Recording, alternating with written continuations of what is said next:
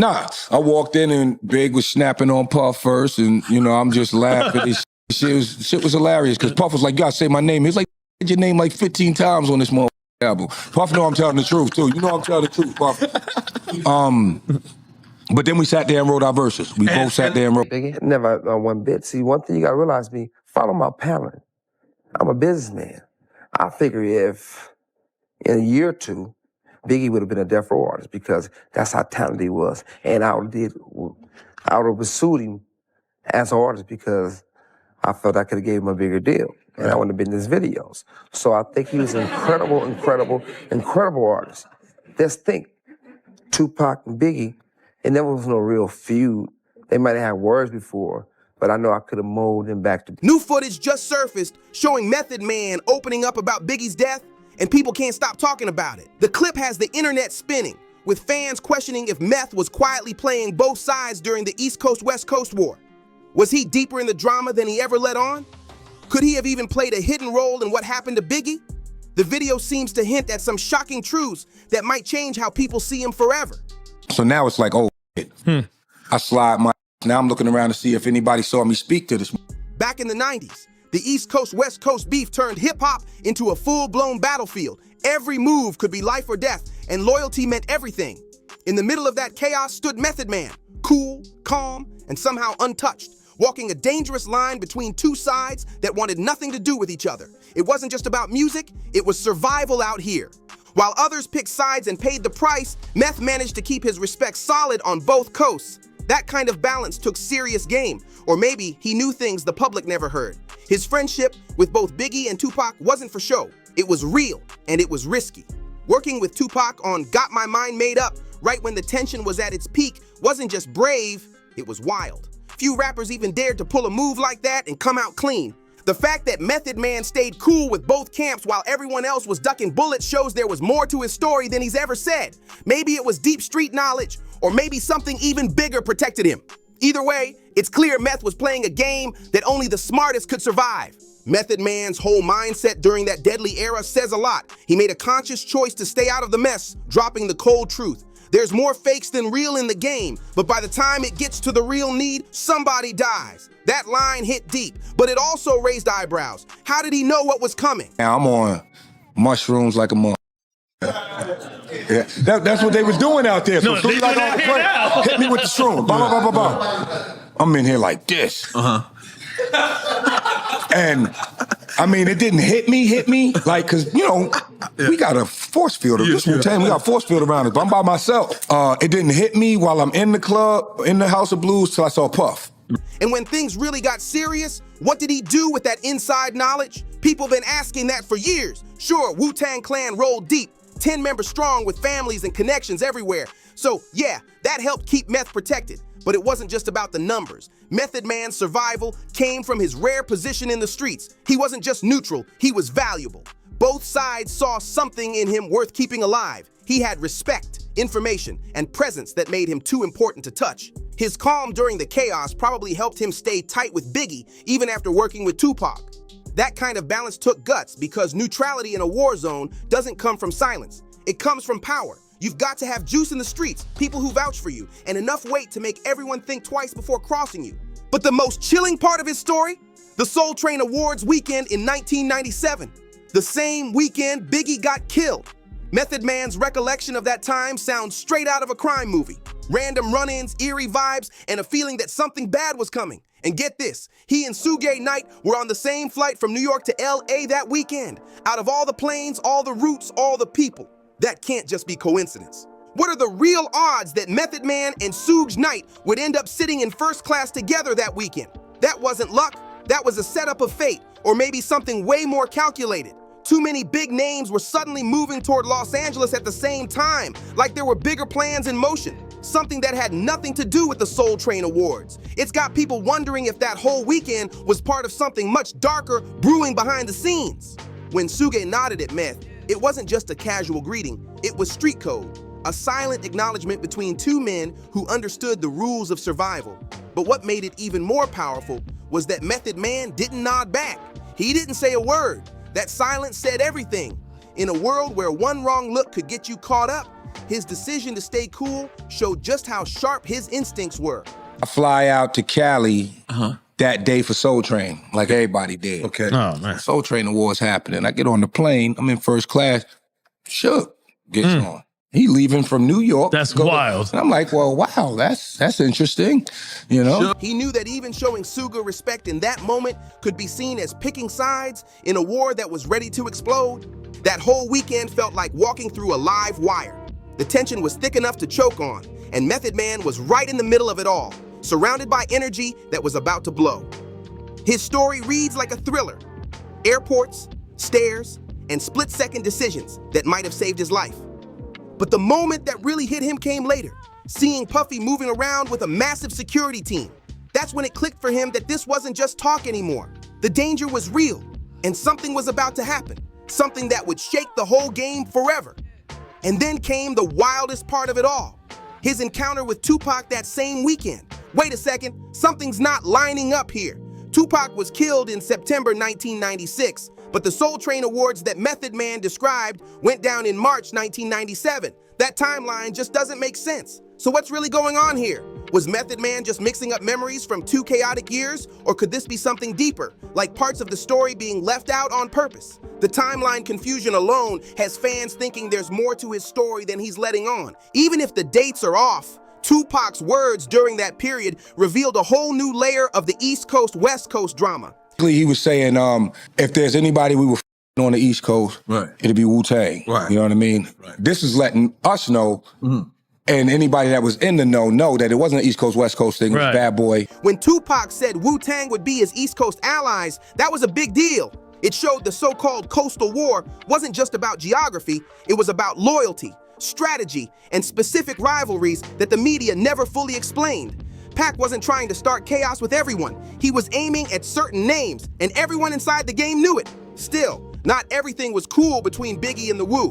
Ghostface Killah even called Biggie out for allegedly copying Nas' Illmatic album cover for Ready to Die. And he did it publicly on a skit from Only Built for Cuban Links that sparked tension, and Biggie reportedly checked Nas about being too close to Wu-Tang afterward. The energy was intense. But Method Man, he played it different. He kept things neutral, saying the Wu never sat down as a crew to talk about Biggie at all. That independence made him a wild card, someone who could move between circles without setting off alarms. To some, that made him a bridge. To others, it made him suspicious. Maybe even a key link between worlds that weren't supposed to mix. Inside Wu-Tang, there was always a mix of loyalty, ego, and real street politics. But Method Man somehow stayed clear of all that internal chaos. He never got dragged into the back and forth between certain members and Biggie, and his bond with Big remained untouched. But that kind of neutrality came with a heavy price. In an industry where picking sides could mean the difference between fame and fallout, being cool with everyone made Meth either a priceless middleman or someone people whispered about behind closed doors, wondering if he was secretly playing both sides. He ain't say to me either. He said to me anyway. No, he did when he got off the plane though. He did the head nod, that shug shit, like, and walked off the plane. You know what I mean? I ain't even say shit back though. The first time Method Man and Biggie crossed paths felt like fate itself. It went down in Atlantic City, 2 future legends colliding before the world even knew what was coming. Their connection came through Dan Smalls, a music exec from Uptown Records, who handed Meth a CD with Biggie's Party and Bullshit from the Who's the Man soundtrack. Meth heard it and was instantly blown away, calling Biggie's flow insane. That moment lit a spark that would help shape hip-hop history. But the story didn't stop there. A friend named Raider Ruckus pushed Meth to actually link up with Biggie for a collab. And once Meth heard Me and My Bitch, he was all in. He couldn't deny Biggie's raw storytelling and lyrical power. It wasn't just music, it was street poetry. And Method Man knew real talent when he heard it. What makes their connection even wilder is the timing. Meth was already at the top with Wu-Tang Clan dominating the game, yet he still saw something special in Biggie. Their link-up wasn't just random industry business. It was destiny moving pieces in real time, setting the stage for one of hip-hop's most powerful alliances. No doubt about it, Wu-Tang Clan came into the game like a storm nobody saw coming. They were raw, unpredictable, and straight from the underground. Their sound was grimy and unpolished, packed with energy that hit the streets like a bomb. These dudes weren't just rappers, they were street poets wrapped in kung fu mystique, slicing through the rap game with bars sharp as samurai blades. Nobody had ever seen anything like them before, and hip-hop would never be the same again. On the flip side, Biggie was the golden prince of bad boy records. Smooth, clean, and radio ready. While Wu-Tang ruled the corners, Biggie was taking the streets to the charts, turning hustler stories into hit records. He had charisma, flow, and that undeniable star power that made everyone pay attention. So when these two forces, Wu's underground grit and Biggie's polished dominance, finally crossed paths, it was history in the making. Their first face-to-face happened at the Muse in Brooklyn, a spot that would later become legendary. Picture it, Biggie stepping in, rocking the same fresh shirt from his iconic Juicy video, while Method Man stood cool and composed, dripping with that Wu-Tang swagger. The moment Biggie approached him with the idea of collaborating, the energy in the room shifted. Two kings recognizing each other's greatness right there in the middle of Brooklyn. I never got any flack. Nobody says shit to me about nothing. Let me tell you something about Wu-Tang and shit. For one, all right, you know it's 10 members. 10 members, okay. All of y'all. But they don't know that 10 members got family members. That image alone is hip-hop gold. And get this, since there were no cell phones, no DMs, no easy way to stay in touch, it took Tracy Wapples, a Def Jam executive, to make their studio link-up actually happen. Sounds simple now, but back then, that was a huge deal. Every connection had to be earned, and every collab was built off trust, respect, and timing. The fact that two powerhouse labels, Def Jam and Bad Boy, came together for this move shows how much weight both artists carried. What came out of that legendary Brooklyn meeting? A masterpiece, The What?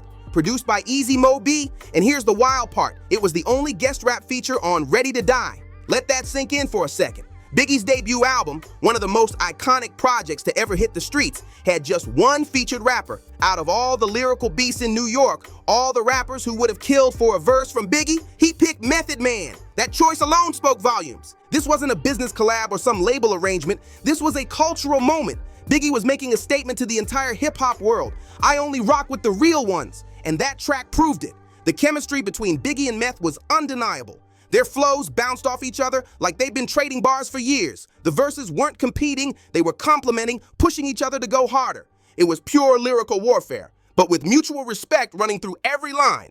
What's even crazier is that Biggie actually helped shape some of Meth's bars. They were in the booth together, vibing, swapping ideas, building lines, real teamwork in an era where most rappers guarded their verses like secrets. That kind of collaboration was rare, especially when egos ran high and every MC wanted to be the best. But Biggie saw something in Meth, raw energy, originality, and a voice that could stand next to his own without being overshadowed. Meth later described the studio energy as calm and creative. No beef, no tension, just legends at work. Easy Mo B, Puffy, back then still Sean Diddy Combs, and other bad boy heads were in the room watching history happen.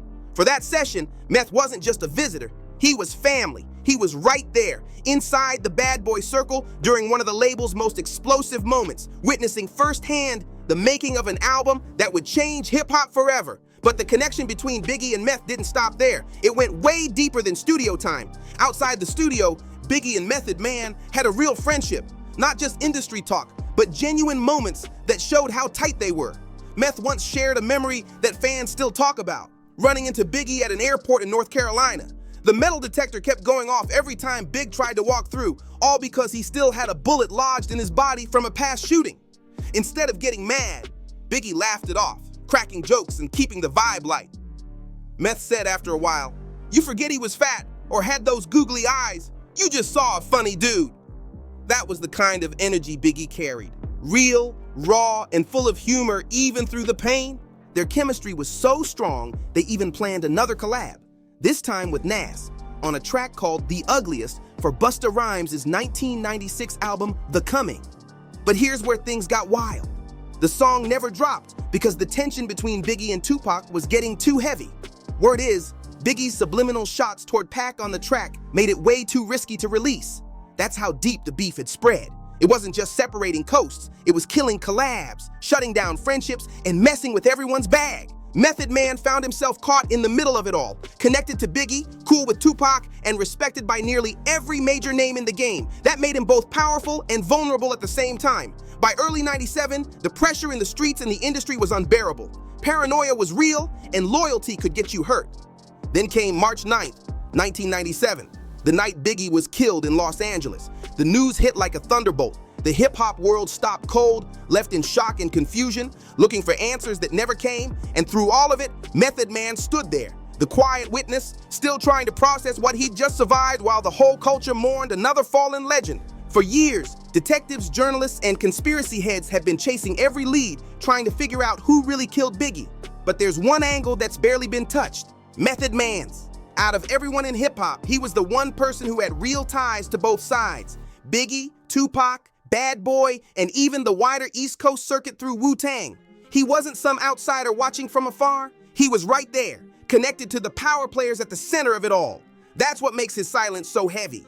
Method Man's quietness on certain details, especially considering what he must have seen or heard, raises serious questions. Why hasn't he ever told more? Is it respect, fear, or something deeper? He shared bits and pieces, funny stories, studio memories, moments of love and respect for Big, but never the darker side of what went down. And in a world where everyone's dropped interviews, documentaries, and books about that era, Meth's silence stands out like a neon sign. When you line up the timeline, things start to look even more wild. Biggie was murdered in Los Angeles on March 9, 1997, just 6 months after Tupac was shot and killed in Las Vegas. And who was one of the few artists connected to both of them? Method Man. He had worked with Pac, recorded with Biggie, and even been in LA around that crucial time.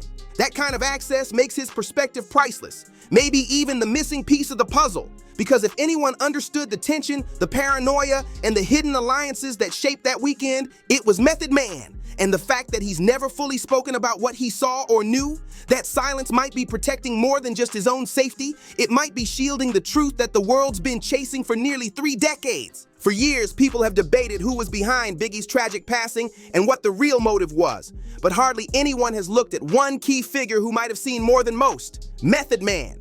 Investigators, insiders, and fans have all shared their theories, yet few have ever stopped to consider what Meth might have known as someone who was deeply connected to both coasts during that dangerous time in hip-hop.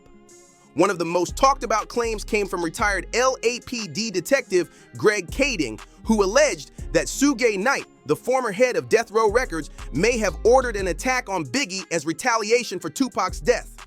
According to his account, a man named Wardell Poochie Faust, connected to Los Angeles street circles, was reportedly involved. What's wild is how often that same name appears in different accounts, giving this version of events a level of credibility among certain people in the community who lived through that era. But even with all that said, there's still something missing from the story. The view of someone who was actually in the mix at the time, someone who saw the tension, understood the personalities, and moved between both sides without being pulled under. That's why Method Man's perspective is so important. He wasn't just another rapper watching from a distance. He was right there, moving between camps, connected to both the East Coast and West Coast energy that defined that era.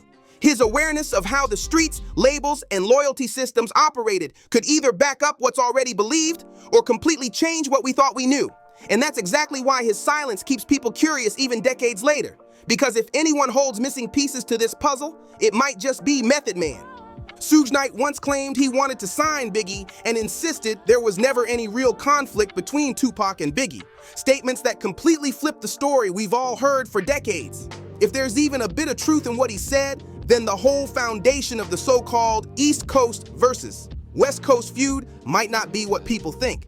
It raises serious questions about whether the rivalry that supposedly fueled 2 of hip-hop's greatest tragedies was actually something deeper, maybe controlled, exaggerated, or misunderstood from the start. Meanwhile, Method Man's path after everything went down is just as interesting. While many artists from that era struggled to recover from the chaos, the fear, and the constant spotlight, Meth kept moving forward. He continued to drop hits, tour the world, and shine both as a solo artist and a key member of Wu-Tang Clan. Through all the investigations, accusations, and rumors, he stayed untouched, calm, steady, and successful. That kind of stability in such a dangerous time makes people wonder, did he have strong backing that kept him safe? Or did he know enough about the players involved that people just left him alone? Either way, his ability to stay clear of the drama while still being in the center of it is a story all its own. The silence around those years wasn't just about keeping quiet for the sake of the streets. It was about survival. Speaking out could have meant serious consequences. The truth was tangled in power, loyalty, and fear, where music moguls, street figures, and even law enforcement had overlapping interests. In that world, someone like Method Man had to make a tough choice: protect what he knew or risk everything by speaking up. The relationship between the hip-hop world and law enforcement has always been complicated, built on years of mistrust, fear, and conflicting agendas. During the investigations into both Tupac and Biggie's deaths, that same tension created a wall of silence. For many people who might have seen or heard something, speaking up wasn't an option. It could have made them targets themselves. So, the streets went quiet, and the truth slipped deeper into the shadows. Decades later, the mystery around Biggie's death still refuses to die down. The most common theories point toward gang involvement, label disputes, or even corruption inside the Los Angeles Police Department, but none of them ever connect to Method Man. Still, that doesn't mean he doesn't know something important. It could simply mean the investigators never looked his way, or maybe Meth stayed smart and kept his name far from the chaos that swallowed so many others. Whether his silence comes from self-preservation, loyalty, or respect for the people lost, it stands out as one of the last untouched parts of this entire story. Method Man was one of the few who could move freely between both coasts, both camps, and survive without a scratch, something almost no one else from that era could say. That alone makes him one of the most intriguing figures connected to one of music's greatest mysteries. Maybe the truth about what happened to Biggie Smalls is still out there, sitting quietly in the memories of those who lived through those dangerous nights. And maybe, just maybe, Method Man holds pieces of that truth. Pieces that could finally explain what really went down in those final months that changed hip-hop forever. Thanks for watching. If you enjoyed this deep dive, make sure to like, share, and drop a comment letting us know your thoughts. Do you think Method Man knows more than he's ever said? Don't forget to subscribe for more wild hip-hop stories like this, and click one of the boxes on your screen right now to check out the next one.